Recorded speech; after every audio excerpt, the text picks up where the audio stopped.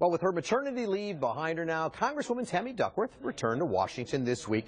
She brought her new daughter Abigail with her as well, and with Democrats hoping she will announce a Senate run against Mark Kirk in 2016, well, for now, the Congresswoman would rather just talk about the problems and dysfunction facing the country, compliments of U.S. Congress. I spoke with her earlier today.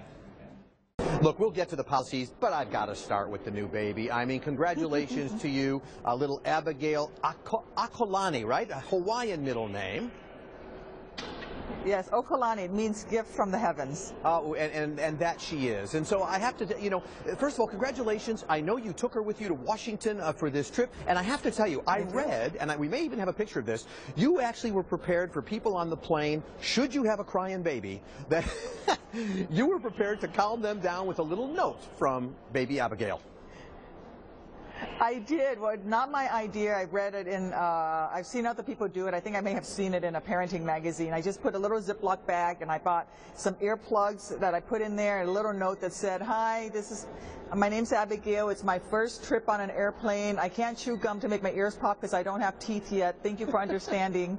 And I put a Reese's peanut butter cup and some candy in there. So hopefully the preemptive strike worked with my seatmates. But she never cried, so it was fine. I hope you collected up the candy then. All right. Hey, don't give it to people if she's not crying. Hey, well, congratulations again, and remember, she votes in just fewer than 18 years. Let's talk about some of the issues that you are dealing with. Number one, and I know you're so happy and proud about this, you did make a trip earlier back to Washington to watch President Obama sign into law the SAV Act, which was named after Clay Hunt Suicide Prevention Act. Such a tragedy this thing took until now to get passed, but tell our viewers what it is that got accomplished.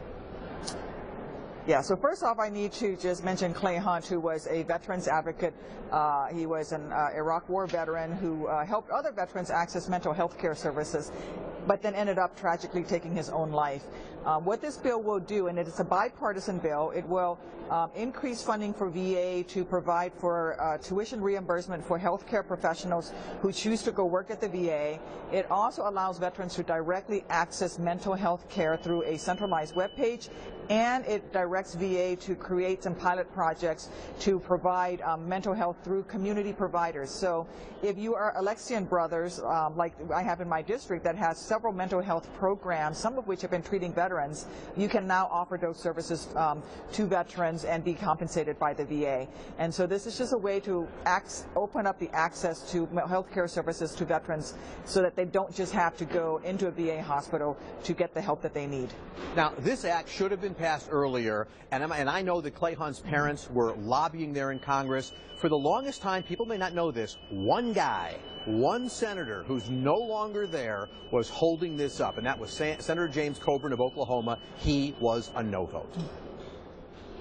He was a no vote. So on the Senate side, they have the ability, a single senator, to hold up a bill coming up for a vote, and that's what he did. He did not like the $20 million price tag that came with it. But frankly, the cost of taking care of a veteran once they become homeless or once they develop other health problems, if they don't get the mental health care they need early, is far more expensive than if we can get the help to them sooner when they first ask for the help. So he has retired, and it passed unanimously this time. And I just one more thing on this, and maybe this is just a bias coming out, but I mean, and you served for this country, you have given to this country in so many different ways, and I don't know, it just seems when a bill like this comes up, all politics, I don't even care what the pay for is, you got to take care of the veterans, there should be no excuses.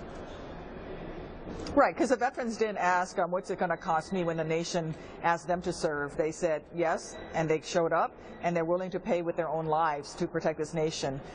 We as a nation should be there for them when it's our turn to take care of them. And part of what they and you have done for this country is to protect us, so that takes me to a discussion of Homeland Security. I don't know. I know Nancy Pelosi said earlier today she wants Republicans in the House to just plain grow up and be adults. You know, once again, the top priority for Democrats and Republicans, Homeland Security. They've tied immigration to this issue. It makes no sense to me. Does it make sense to you? It does not make sense. We need to go ahead and pass the Homeland Security funding bill so that we can keep the Department of Homeland Security open and we can keep those security agents at O'Hare Airport, at Midway Airport, to protect the traveling public. Sure, I understand that some people are mad at the president because of his executive actions on immigration. You know, there are quite a few folks who don't like the fact that he supports the Dreamers. There are quite a few folks who think that what he did with delayed action, allowing young people who were brought here under the age of 16 to stay here and to be able to get work permits and go to work. But let's not tie that to the security of this nation. Those are two separate issues. Let's work on immigration together and come to some sort of understanding, but let's not put the security and safety of Americans as we travel around our country and internationally in danger because you're a tiff you have with the president.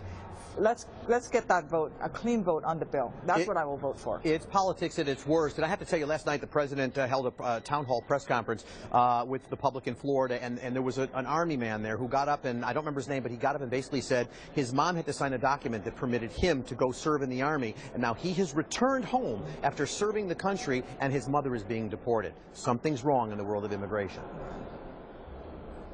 Something's wrong, and there are also members of the military who serve, who are green card holders who come home and are, getting their citizenship, and they have family members who are being deported. So we can go about and do this in a humane, practical way that also respects the laws of our nation and protect our nation's security. But again, we need to do that separate from looking at the funding for Homeland Security so that we can keep those agents there on duty to protect us as we travel around the country. Do you get a sense on these issues? A lot of people believe, I'm among them, that, because Republicans own so many seats in the House, that John Boehner didn't have to let the Tea Party tail wag the dog anymore. He could have a little bit more strength as what he's doing, and it just doesn't seem to be happening that way. Is that your sense? Well, I'm confused a lot lately by what Speaker Boehner is doing, and it's unfortunate that he is letting a very vocal minority within his caucus control what he should be doing that's for the good of this nation. He did the similar thing with his decision on inviting the Prime Minister of Israel to come to speak. I'm going to be attending that speech, by the way, but the way he went about doing it was also wrong. So, I wish Speaker Boehner would just sort of focus on being more bipartisan and doing the right thing for this nation and stop letting the minority in his own caucus sort of dictate what he does. Well, let me ask you about that. I mean, I expected some Democrats to boycott that speech.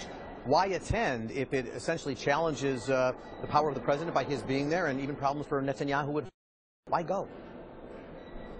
Well, I support the state of Israel. They are our greatest ally in the Middle East. They're the only true democracy in the Middle East. And I am not going to let an error by Speaker Boehner, a mistake that he made in how he went about inviting Mr. Netanyahu to come to speak here, tarnish that relationship between us and Israel. So I will show up. I'm not happy about how the speaker went about doing it. But, I want to show respect to the people of Israel, and I want to be there to listen to their elected prime minister to hear what he has to say. But, boy, the speaker kind of botched this one up by the way he did this, going around the White House, not talking to the Democrats, and really putting Israel in a difficult situation. So I'm not going to dogpile on that. I'm going to go, I'm going to listen, and I'm going to honor our alliance with the state of Israel. Fair enough. Netanyahu getting trouble with that at home as well. Keystone Pipeline, as he promised, President Obama vetoed it. Some people come out and say, hey, he just killed jobs by doing so. What do you think? Well, the thing with the Keystone Pipeline is, we have many, many pipelines in this nation. My concern with it was that we weren't getting the best deal for the United States. If we had come to some sort of an agreement where, 5 cents for every gallon of every barrel of oil that goes through the pipeline went into a special fund to protect the environment, to secure permanent jobs, to maintain the pipeline. That would have been something that I would have liked to have seen in the agreement. But overall, I just didn't think it was a good deal for Americans. Now, I wasn't here to vote on it. I was on maternity leave, but that was a concern. If we're going to do this, then let's make sure that we get the best deal we can for the United States. I'm not opposed to pipelines in general, but I just think we need to protect the environment. All right, the big question on everybody's mind, will she or won't she? Will she run against that guy, Senator Mark Kirk, in 2016? I asked her, and you'll get her answer.